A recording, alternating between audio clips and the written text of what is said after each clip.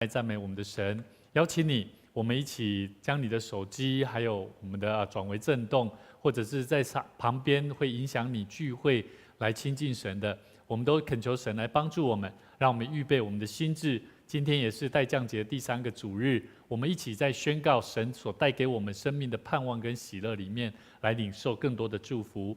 邀请你也能够将你身边会影响你的东西，能够先将它关闭，或者是你移到一个安静的地方，一起来赞美我们的神。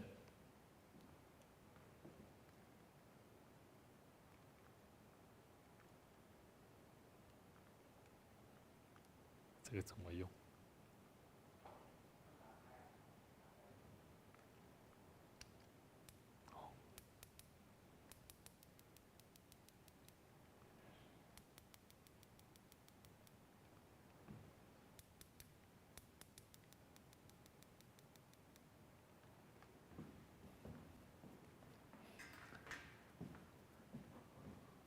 我们一起起立，我们一起在神的面前恳求神来帮助我们。我们一起在宣告，一起在信心的祷告，一起更多在神的面前能够领受更多的爱。在我们在世上的一切恩典、一切的生活都没有办法带给我们最好的盼望以及温暖，但是我们能够在神的面前依靠神，我们更多信心的宣告，我们更多祷告。我们相信我们的生命是有主陪伴的，我们的信心能够更加的在众人的面前来为主而活。我们用这首诗歌一起来唱：世界不能给我温暖的时候，我用信心抬起头，蓝天白云总会再次提醒我，我的天父关心我。生命是你所造，一切你明了，你岂会不知道我此刻需要？有没有人陪我不再重要，你的同在温暖我。盼望我们一起在神的恩典当中，我们更多的祷告。当你信心软弱，当你信心缺乏的时候，我们更多在祷告里面来蒙神的垂听我们的需要。我们更多的祷告，为要能够让神的恩典、神的心意、神的话语来提醒我们，让我们明白他是赏赐生命的主。祷告还没有梦垂听的时候，我用信心抬起头，蓝天白云总会再次提醒我，神的意念高过我。生命是你所造，一切你明了，你岂会不知道我此刻需要？卸下所有重担，完全交托，你的恩典够我用，够我用。无论在人生遇到什么样子的患难，主都要帮助我们。人生旅途走到终点的时候，主啊，求你帮助我，擦干所有眼泪，没有惧怕，你的荣光照耀我，渴望听见你说，孩子，我知道你用一生爱我，一生荣耀我。雨后的天空有美丽彩虹，我用信心抬起头。我们一起来祷告。主啊，我们向你呼求跟感谢。主啊，让我们透过更多的祷告，更多在你面前敞开的心意，让我们用信心的祷告。我们相信我们的心意，我们的心的需要，主你都知道。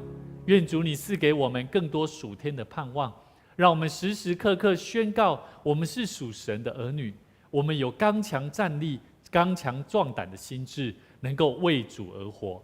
愿主你预备我们在今天晚上的聚会，恳求你的灵充满我们的心，祝福我们的生命能够活出神你的样式。祷告奉主耶稣基督圣名来求，阿们。这时候我们一起同心来做奉献，基督徒我们一起透过奉献来回应神的呼召，也恳求神帮助我们，让我们在每一次的奉献里面能够更多的预备我们，用生命来回应主。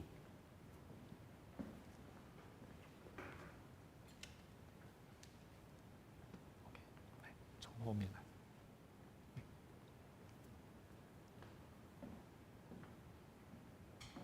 中盘自己过去。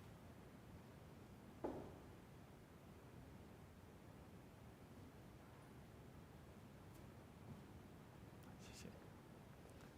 我们一起起立，我们一起起立，我们来唱奉献的诗歌。我们一起起立。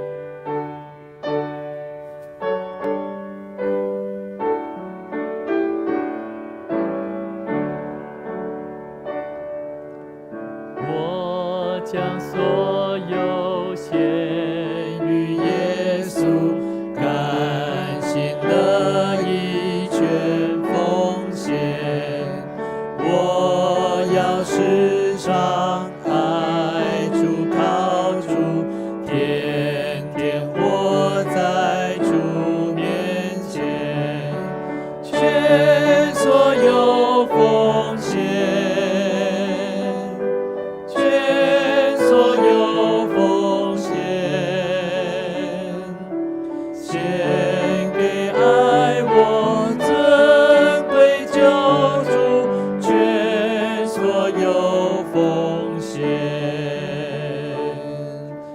我将所有献于耶稣，我竟完全献于你。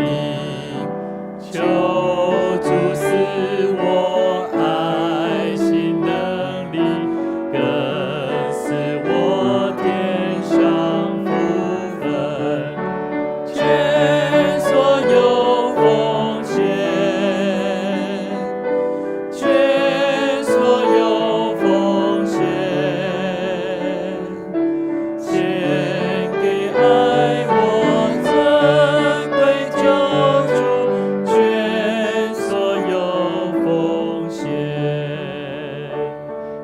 站立，一起来做奉献的宣告的祷告。我相信凡事都是上帝所创造，他拥有赏赐与收回的权柄。此时，我愿意从你所得到的恩典，用感恩与敬虔的心奉献在你面前。求主在我每次甘心乐意的奉献中，操练我更加顺服委身，分别我的生命。我相信奉献是栽种丰收的种子，我深信奉献是实践基督的生命，我确信奉献是生命主权的交托。求主按照你的信实与怜悯赐福我们，保守你的教会，坚固你的百姓。奉主耶稣基督的名来求，阿们。请坐。这时候牧师要来做消息的报告。在我们的教会在本周是代降节第3主日，我们预备我们的心在宣告的祷告里面，我们能够带出有喜乐的盼望。那这也是我们每一位信主的人都应当有的一个生命态度，在宣告主要再来，宣告主要带给我们生命的救恩，我们必须要确定你们的生命有没有喜乐。好，这就是为什么代降节我们在纪念、在预备当中的意思。所以请大家能够预备心。那我们在下一季的事工分配，牧师也蛮鼓励如果你有心愿意来参与服事的弟兄姐妹我们都会用一个表单来把它打出来，一季就是3个月，所以呢，请大家能够下去楼下的1楼的招待桌那边去确认你的服事。那如果你的时间如果不方便，刚好那一天有事没办法，请你自行去找同一个栏位的地方有哪些人是招待，或者是哪些服事者，你主动去请他跟你做对调的方式来做调整。那在下礼拜3呢，有一场弥赛亚的神剧音乐会，那这是非常棒的一个韩德尔。那我们知道这个韩德尔他是用24天写出这一部很有意思，因为他讲到从耶稣诞生到他死复活这个整个的过程的音乐剧是非常经典。特别在基督教，我们在庆祝圣诞节的时候都会唱，听过一首哈利路亚，有没有？哈利路亚这首歌。所以呢，这部音乐剧弥赛亚牧师期待大家能够有机会我们一起去那这个免费的，这个票都是免费的。那如果你愿意去，请你们在1楼的招待桌的地方做登记。那么我们会在礼拜3的时候，我们会在明天统一发放。譬如说，假如你是要搭车的，不管谁，我们就是把票会拿给你。所以呢，明天请大家要记得锁票礼拜天我们会锁票。那我们在24号下个礼拜天，我们教会举办圣诞节的活动，那也邀请大家能够邀请你的亲戚朋友、家人朋友能够一起来参加。虽然他可能平时没有来教会，但是你可能会认为说怎么教会在吃东西的时候才来？不是这样。其实圣诞节我们就是要邀请弟兄姐妹，包含你的家人朋友，让他们一起来跟我们一起庆祝耶稣的诞生。所以呢，我觉得这是一个值得欢喜快乐的日子，不要只有自己去领受那份好的福气啦所以牧师鼓励大家邀请你的家人朋友一起来参加。我们在晚上5点，我们到6点半，我们会做爱餐爱宴。那6点半呢到45分，我们会恢复场地。然后之后呢，6点45到7点，我们会做报佳音。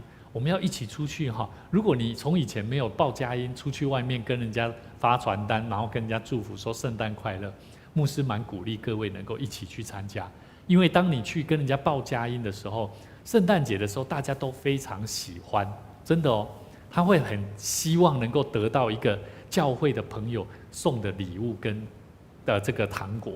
所以呢，圣诞节我们去做这个发放这个福音单张或者是糖果礼物，其实在外面不信的人来说，他们是非常开心的。所以邀请大家下个礼拜我们都能够全部的人大家都能够一起去然后7点我们到7点半7点半在火车站，然后到8点我们会回到教会这边一起来做抽奖那人人都有奖，最主要就是我们从爱宴的时候，每一个人都会登记70个名额那请大家注意。那另外呢，我们幸福共读小组在下个礼拜5上午10点到11点半，我们会恢复正常聚会，请大家留意。那我们教会呢，在1楼的地方有这个以前我们在建堂有义卖鞋款那这个义卖鞋款这个鞋子都很便宜，我们现在要廉价出售，半价当时候有那个200块的啦，600块的这些都非常好的鞋子，都是牛头牌的所以请大家去选购。假如说你选购的是最下面这个这个300元的这个牛头牌的鞋子，那如果你买1双，我们就送1双右手边任何你自己选。那因为右手边这些鞋子有一些瑕疵品我们不晓得它鞋底什么时候会坏因为曾经有人拿到以后发现好像突然间它就鞋底就掉了但是因为这个也都是人家认捐的奉献的，所以这个部分都是新鞋，只不过它放的比较久一点但是我们右手边这些鞋子我们没有要送贩售，我们是要送给大家，假如你是买下面最后这一款的哈，我们就会买1双送1双，那剩下就只剩下右手边的5双，所以早一点买哈，早一点就可以拿到。那今天呢，牧师也要跟大家分享我们在喜乐当中的盼望。到底我们在宣告基督徒在圣诞节代降主日，宣告耶稣再来，宣告耶稣为我们诞生，我们的生命必须要有那种喜乐的盼望。那么我们要怎么样有这个喜乐的盼望，也是今天牧师要带大家一起来看的一个重要的概念，也是一个重要的真理。所以呢，我们一起来读一段圣经节哈。我们先来看箴言12章14节，来，人因口所结的果子，必饱得美福。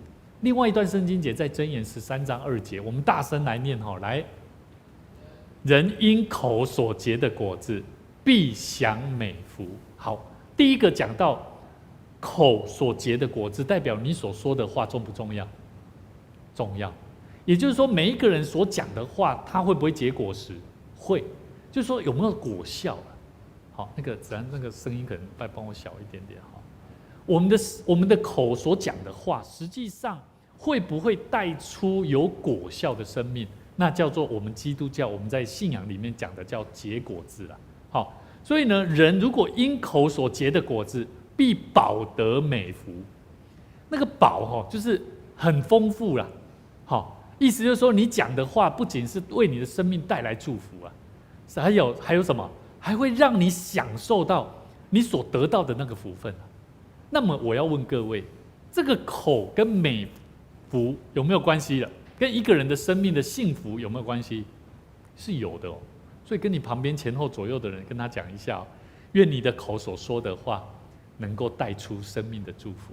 来，跟他说，愿你口中所说的话为你带来生命的祝福，这个是很重要的概念，也就是我们今天在讲第3代降主日的时候，宣告喜乐的盼望。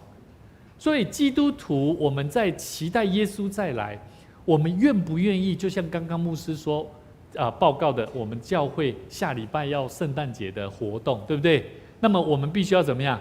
我们要一起去到外面跟人家报佳音。报什么佳音？就是报美好的消息，说上帝祝福你，耶稣爱你，圣诞快乐。有些人他可能心情很不好，刚好你这句话圣诞快乐，开开心心的心情的时候，带给他盼望，所以我们的口就会怎么样？为人带来了什么？带来了祝福。所以每一个人的口实际上都关系到他这个人的生命啊。所以你们要好好去检视，到底我们的生命怎么样透过我们的口来表现出我们的生命是有祝福的。所以我们的嘴巴一定要很重要，讲话很重要。今天牧师要带大家来看一段圣经节，腓立比书第4章。我们今天要看的经文是从我们要一起从这个第4节到第9节，但是我们今天要先从第4章的第1节来看。第4章第1节，保罗他对腓立比教会这一些非常支持保罗宣教的教会，保罗说：“我所亲爱、所想念的弟兄们，你们就是我的喜乐，我的冠冕。我亲爱的弟兄，你们应当靠主站立得稳。”好，这里讲到几个重点，他讲到了几次我所亲爱的。钟兰，你不要看我，讲了几次我所亲爱的，讲啊，几次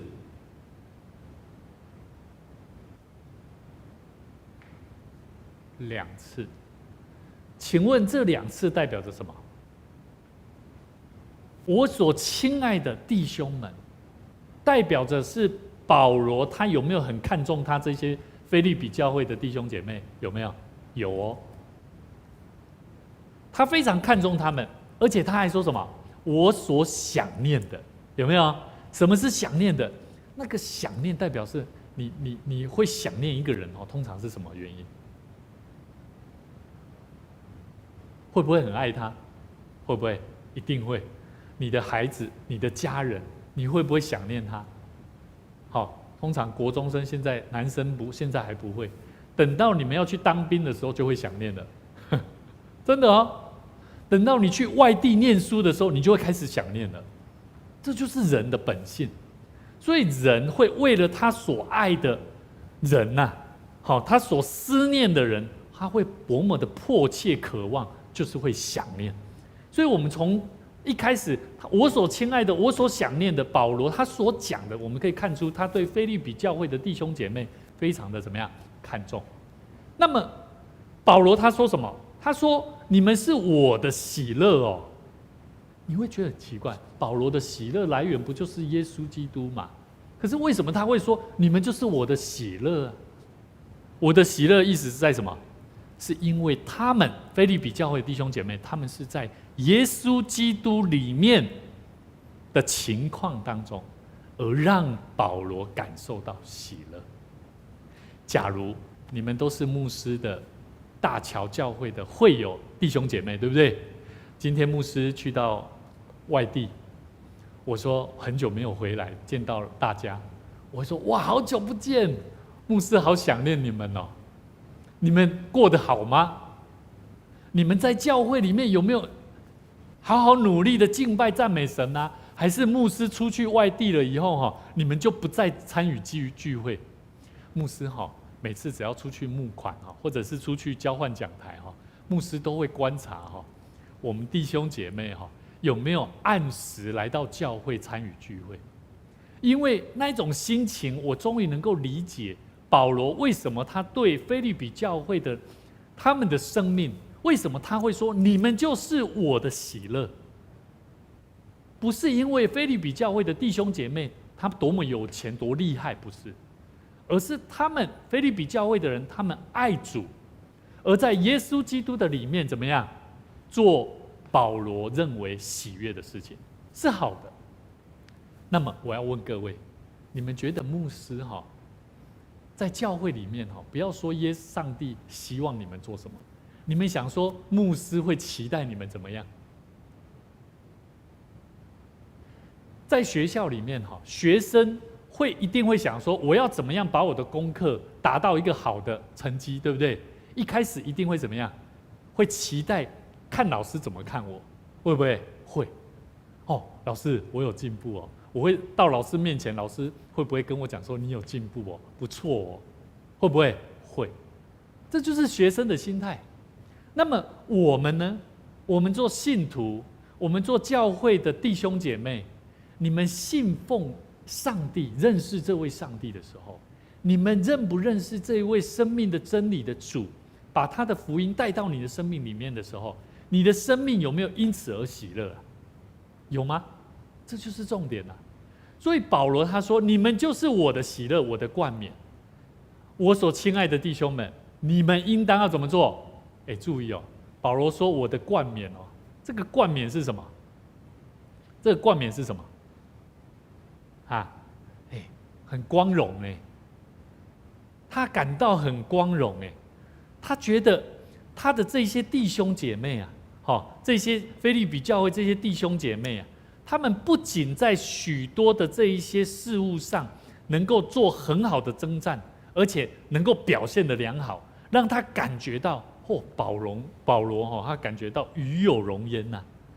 各位弟兄姐妹，我们要了解每一个人他去到教会里头你会不会想要让上帝得着喜悦？这就是基督徒的生命应该要有的态度。为什么？我这个礼拜牧师遇到一个学生，这个学生很久没有来。这个学生他一来到教会呢，他就说牧师我来了。我说你好久没有来了，我就下来。然后我遇到他的时候，我就跟他讲说，同学你现在在哪里工作啊？没有去念书。他说对，他没有去念书了，他现在在工作。他说他有钱了，他还只是应该是国3而已他说他有钱了。我说你一个月赚多少？他一个月赚8万，比我还多我就说那你有没有存下来？有没有把它存下来？他说没有，我都把它花光了。然后我就说那你在做些什么工作啊？他说他在做讨债。不法的事情。我当时候我心里面，我的心很痛，但是我想到一句圣经的话，我要跟大家分享。哥罗西书1章13节到14节，他救了我们脱离黑暗的权势，把我们迁到他爱子的国里。我们在爱子里得蒙救赎，罪过得以赦免。我们是这样，对不对？我们是这样嘛，对不对？那我要问各位，当有一个这样子的弟兄姐妹来到你的面前，可能是你的朋友，可能是你的家人，可能是你不曾认识的人，你觉得他是不是在黑暗里面？是不是？是啊。你会不会痛啊？我觉得我很痛，为什么？因为我觉得我已经从这个信仰里面得到救恩，可是我要怎么帮助他？我那时候就有一个念头，说主啊，帮助我，告诉他当说的话。我跟他讲说，那我要问你，同学，你赚的钱都不见了，你知道你有钱跟我有钱的差别在哪里吗？他安安静静没有讲话。我说差别在你有没有幸福感啊？你担不担心哪一天你被抓走了？你的父母亲一定不知道吧？他说对，他父母亲不知道。可是，在当下我就看到了是说，我们怎么样立刻能够帮助他，告诉他说如何脱离黑暗的权势啊！各位弟兄姐妹，我们在神的国度里面，我们都是得蒙救赎的人。可是我们要怎么样告诉我们自己，去跟人家传递一个美好的福音，就是帮助他脱离那个黑暗的权势，懂我意思吗？而不是只有我们自己，我们可能不太理解这种关系的严重性。牧师接触到这些孩子，你知道吗？当我跟他讲完说这些幸福的事情、价值观的事情的时候，他只有安安静静的。我告诉他说，趁你现在还有监护人、父母亲在你旁边的时候，期待你能够回去跟你爸妈讲，甚至赶快脱离这样子的组织，因为这样他说一开始这样的组织没关系，我只要被抓了怎么样组织公司他会帮我，他说他会帮我，我就说你确定吗？等你遇到难处的时候，真的可以帮你吗？他们可能会不理你哦。到时候他们觉得你没有利用价值，他们不会理你哦。你敢担保吗？我告诉他，赶快回头。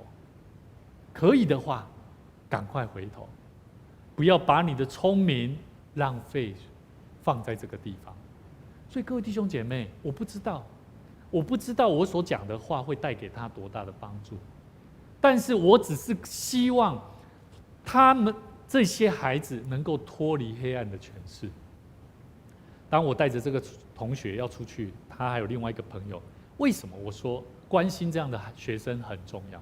你知道吗？我们前阵子教会不是在关心这些学生，他们来到教会会做什么事情？会抽烟，对不对？你知道吗？这个学生他看到他的朋友他只是一闻到而已他的反应是什么？他马上冲到门口，Hello， 不要在这边抽烟，要抽去到那边抽烟。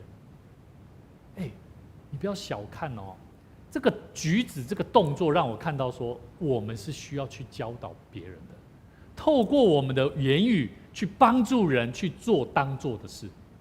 所以我要问各位，你觉得信仰的东西要不要做行为的改变？要不要？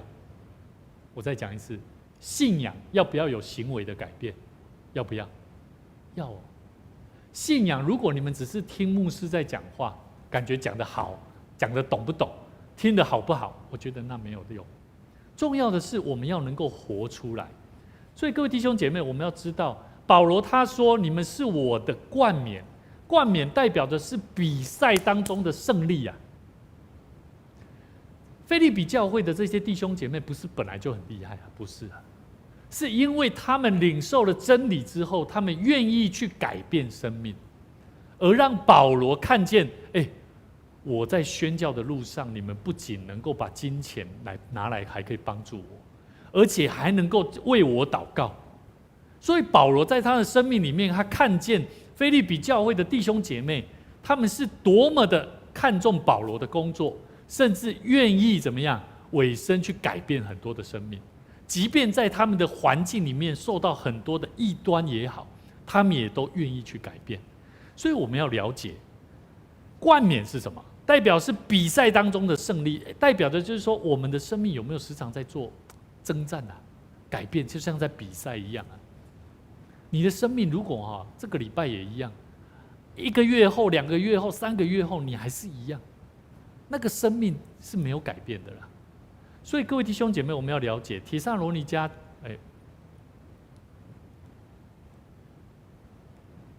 帖撒罗尼迦前书2章19节到20节，我们一起来读左手边。我们的盼望和喜乐，并所夸的冠冕是什么呢？难道不是？岂不是我们主耶稣来的时候，你们在他面前站立得稳吗？站立得住吗？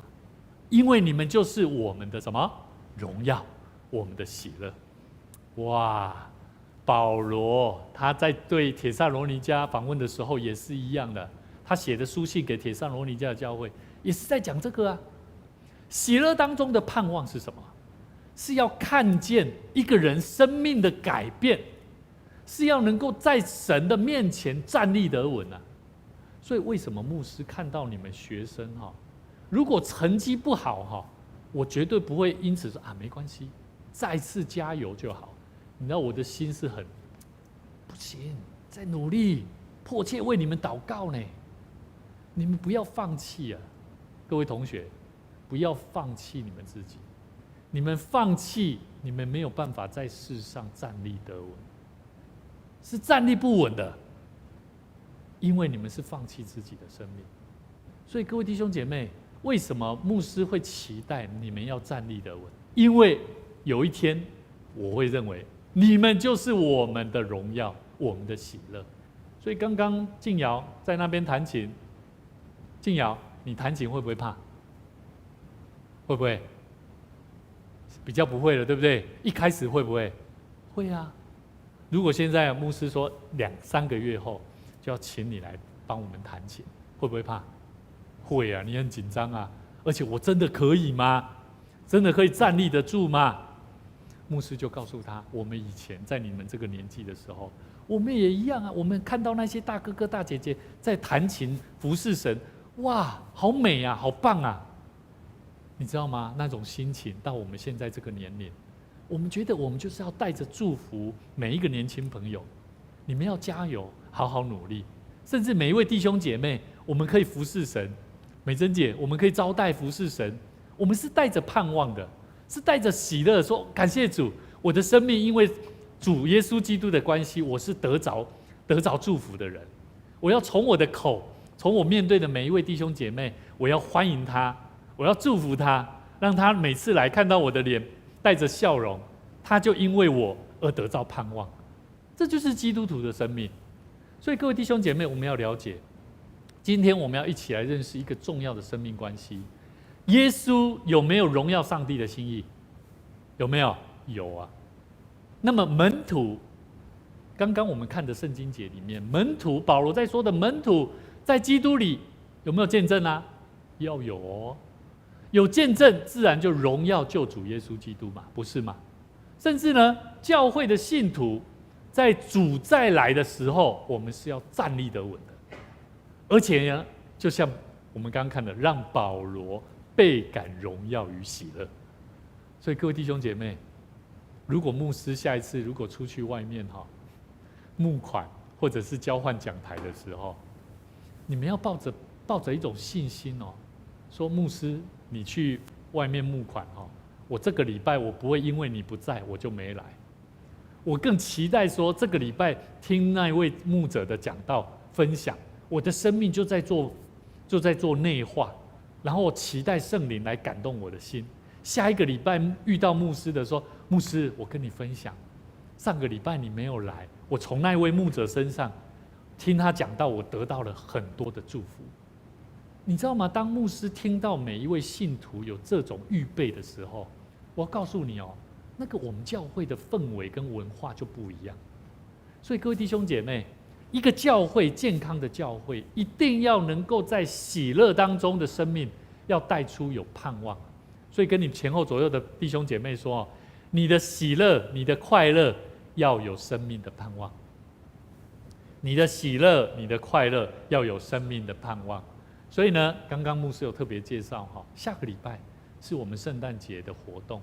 我们教会人不多，但是牧师期待我们能够邀请你们的弟兄姐妹，甚至家里的亲戚朋友，还有你还没有认识神的朋友们，你都可以邀请他们一起来用餐。好，记得要带多少人，也要记得跟我们讲一下。好，当然我要跟谁，我跟小组长讲一下。好，说我会带谁来，带几个人来。好，那牧师期待我们在6:45，我们就能够来做个预备。7点我们一起出去报佳音。好，我觉得报佳音是一个非常美好的一件事情。今年应该也是新天兄，还有我们的孩子定恩。假如有回来了吗？还在台北。在路上去日本感谢主啊！我觉得我们这个礼拜邀请我们礼拜2的这些学生，我们邀请这些朋友一起来参与报佳音的活动。我觉得报佳音的活动，我们来做预备。礼拜2的时候，我们就带这些学生一起练习，唱平安夜，唱圣诞快乐的歌曲。我觉得我们出去外面是要带着喜乐盼望的。如果我们出去报佳音，每一个人如果没有喜乐的盼望，你觉得我们出去报佳音谁会听呢？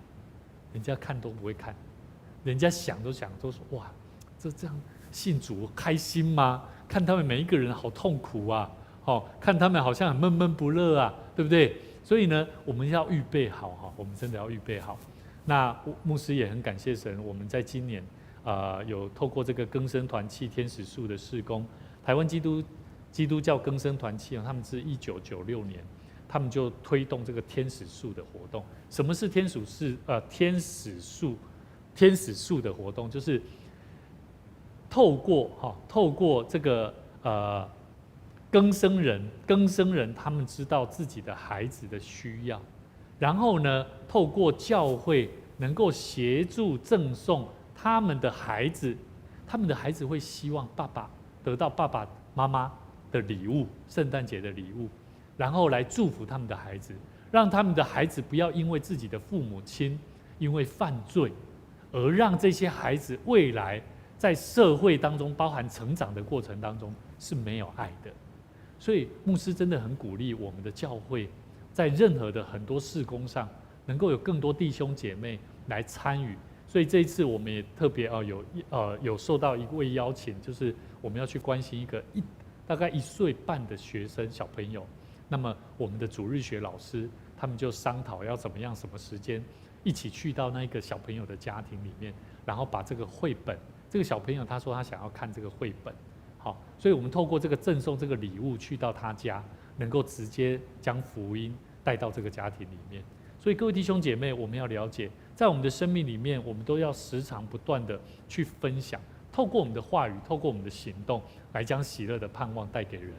那么从我们今天的圣经节腓立比书，我们要一起来看腓立比书第4章第4节到第9节，我们要来看几个重点，如何在生命当中得着喜乐的盼望。第一个，我们必须要从上帝的话语，就是我们必须要遵照从神而来的命令。怎么说？我们来看腓立比书第4章第4节到第5节，我们一起来看我们一起来读来，你们要靠主常常喜乐。我再说，你们要喜乐，当叫众人知道你们谦让的心，主已经尽了。我要告诉你们，保罗他说你们要，这是什么意思？命令啊，这是命令啊。保罗他是命令你们要靠主常常喜乐。人没有办法靠自己喜乐，唯有靠主。怎么说？为什么要靠主？因为靠主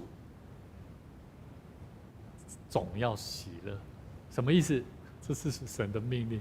他告诉我们，我们知道上帝他会不会供应我们？会不会？会嘛？圣经里面也说天上的麻雀他所需要的他不会去想说我明天需要什么，他先做预备，不会的。一切上帝所创造的大自然都是让我们明白，很多东西上帝他会供应的。所以我们既然知道上帝总是会供应，我们要知道哦，上帝总是在供应以前、供应之后，他会对我们有所要求。怎么说？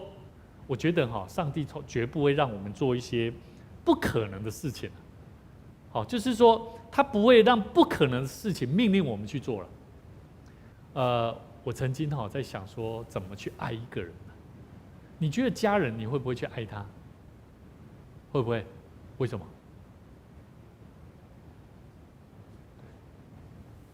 他是我的家人，从他在我见到他开始，我们就彼此相爱，彼此认识。他就是上帝赏赐的生命。我们从彼此生命当中，我们知道我们彼此互相祝福。那我曾经也想过说，当我有需要的时候，我要怎么去做？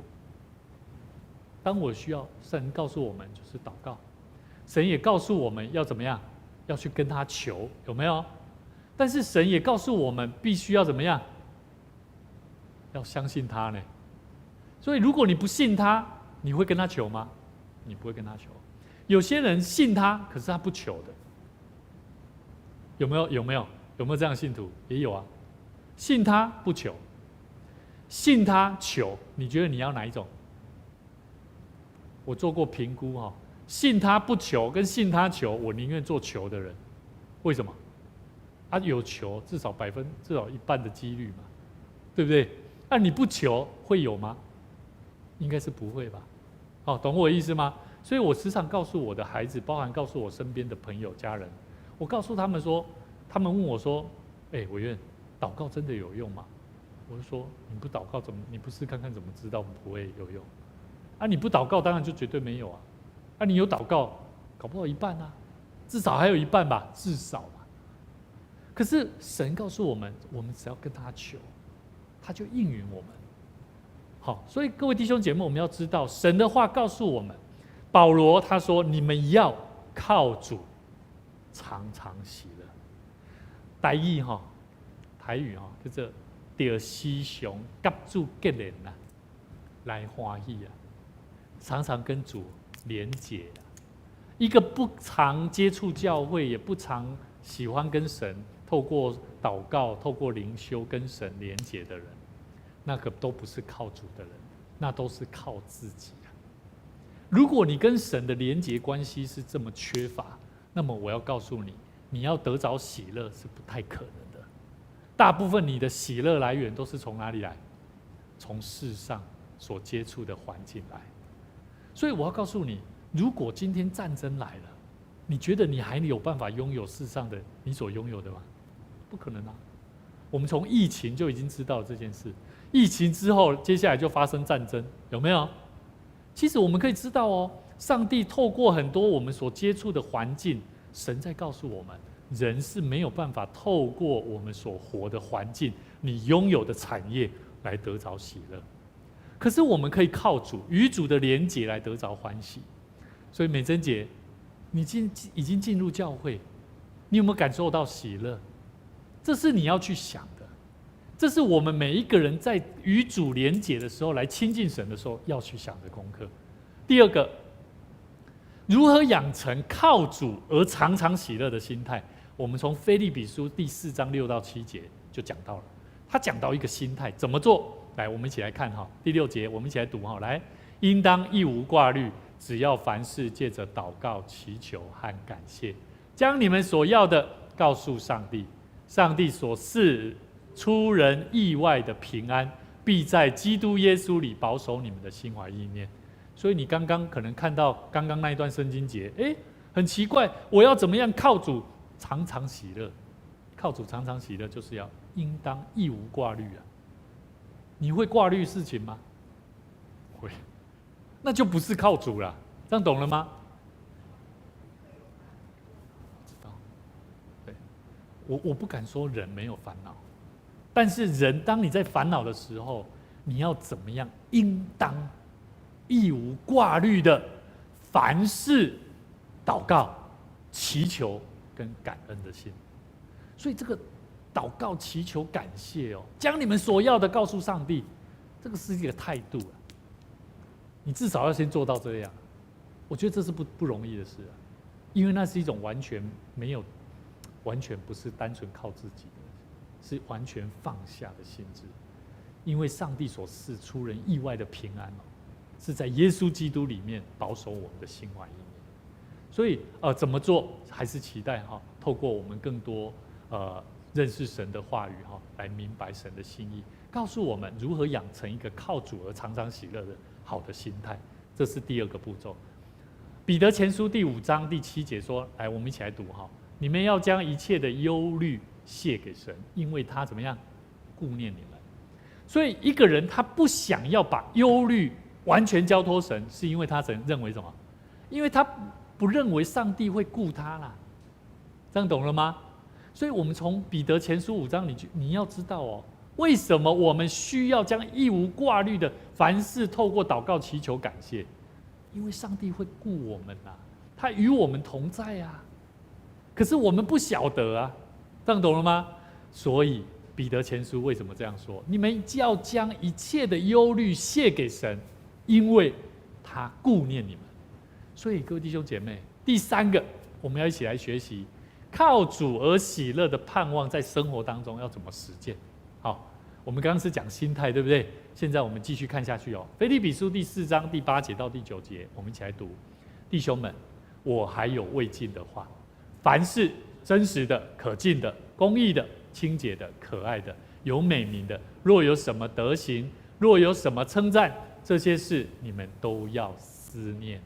你们在我身上所学习的、所领受的、所听见的、所看见的，这些事你们都要去行。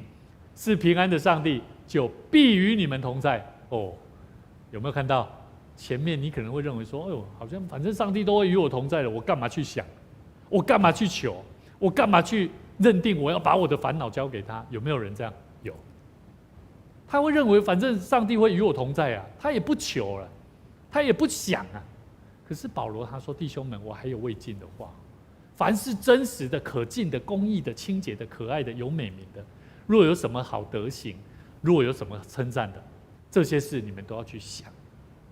为什么？因为你们在我身上所学习的、所领受、所听见、所看见的，这些事你们都要去行。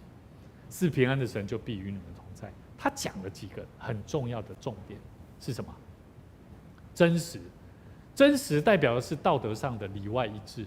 什么是可敬的？代表是有尊严的。好，能引人敬重佩服的事情，你会不会去想？会不会？会不会？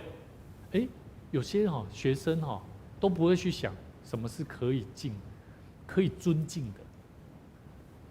我从牧师从国小的时候就被家庭教导，只要年纪比我大的都要叫哥啊，年纪比我小的都要称呼名字啊。这个道理我觉得很重要。为什么？因为这是对人的一种尊敬。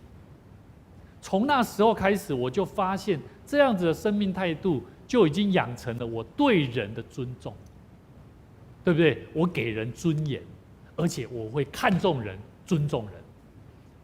所以呢，引起能够让人敬重、佩服的事情，就是在于我们怎么样先学习带给别人尊重、尊严。第二个，公义只对神、对人都正直合理的事情，好。然后第3个，清洁的，就是代表毫无罪恶的成分和动机的事情，我们要懂得怎么样，要去思考。可爱的是，可爱的指令人喜悦爱慕的事情；有美名的，会被众人所传颂的事。不要想说这个是一种很骄傲、浮夸，不是。我觉得好的事情要懂得会去怎么样，要能够流传下去啊。垃圾在地上，要不要捡？要啊。地上教会哪里有牧师最常做的就是有些人他去做了那个动作，我就必须要去稍微提醒一下。谢谢你，钟南很棒，把那个垃圾捡起来。为什么？美名啊，这是好的行为啊。要不要传递？要啊。我告诉你，你可能会认为说，牧师，为什么你这个需要，这个不需要吧？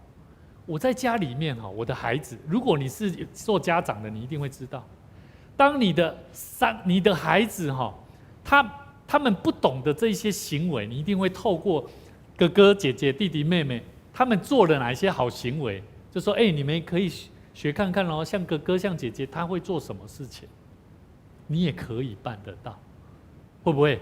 这就是啊，对不对？有美名嘛，对不对？我们要传颂，要不断的让人学习会去跟随，这就是好行为。好，德行是什么？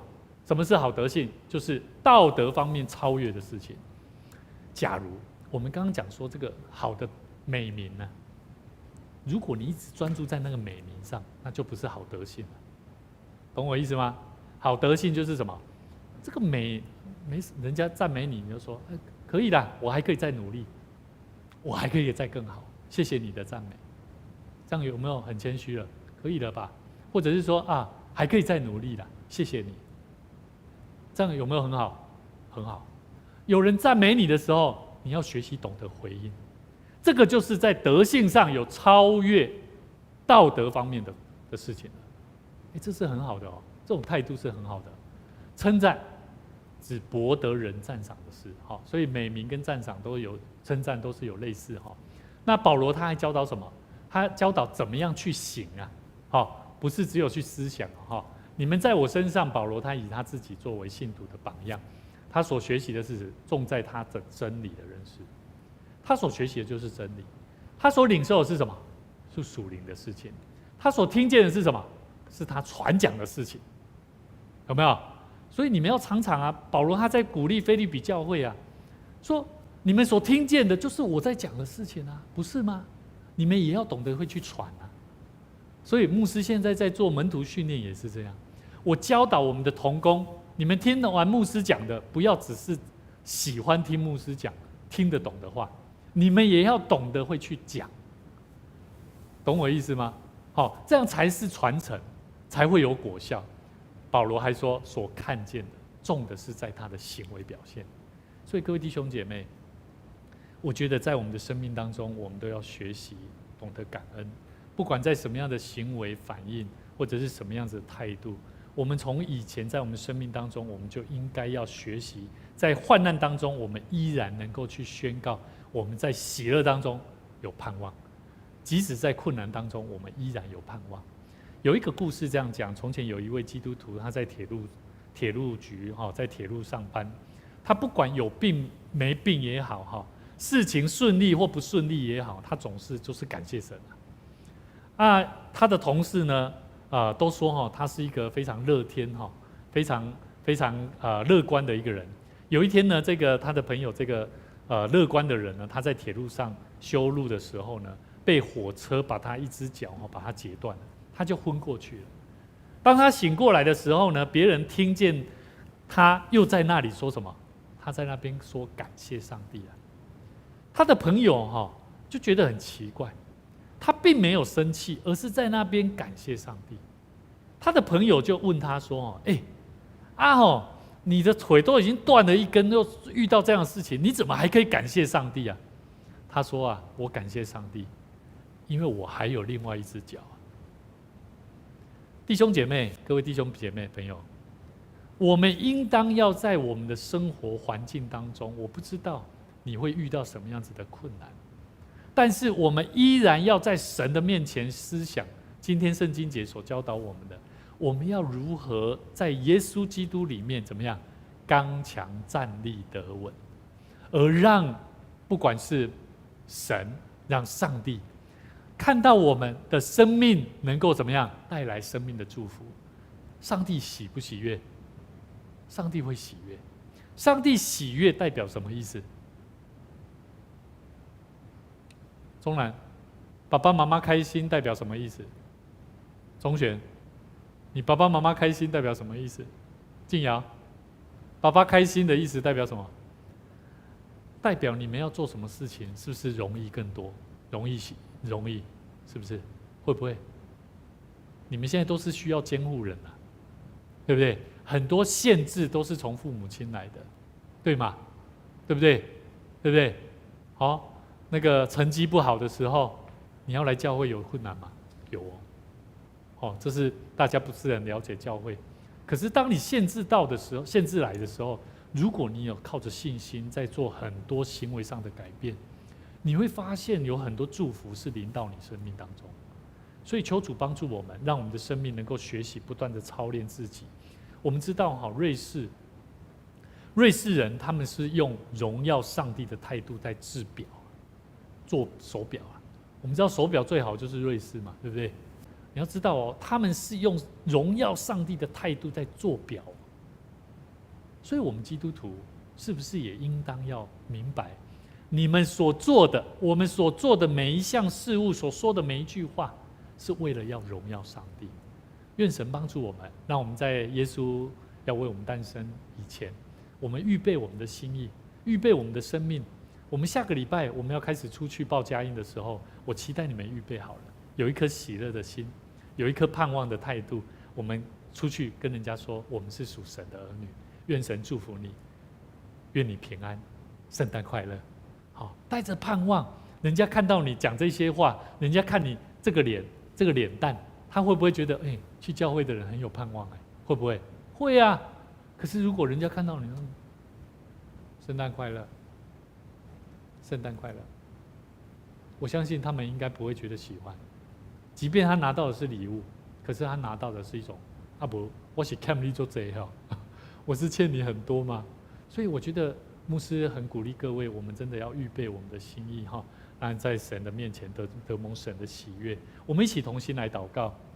主啊，我们谢谢你，感谢你透过你的话语教导我们，我们要一起学习，在我们生命的功课上，学习更多在神你的面前，用我们的口来结出美好的果子。我们晓得我们的生命要透过我们的口，为别人带来更多生命的祝福。我们更期待我们的生命透过我们的口来教导更多在我们身边的弟兄姐妹朋友、家人朋友，透过我们的生命让他们明白我们的生命不再一样，是因为我们的生命有在耶稣基督里面的真理、平安与喜乐。愿主你保守我们的心胜过保守一切，也教导我们在学习跟随主耶稣基督的脚踪上面，让我们学习如同保罗所带领的、所传递的讯息，到每一间教会当中所带领的弟兄姐妹朋友，让我们能够学习怎么样来面对我们的社会，面对我们的环境，面对我们生活当中所遇到的困难。求主你教导我们智慧的功课。祷告奉主耶稣基督圣名来求，阿们。愿主赐福大家，在每周六的晚上6点半到7点半。下个礼拜因为是圣诞节、圣诞主日，我们下个礼拜六华语礼拜暂停1周，也请大家留意。愿主赐福大家平安。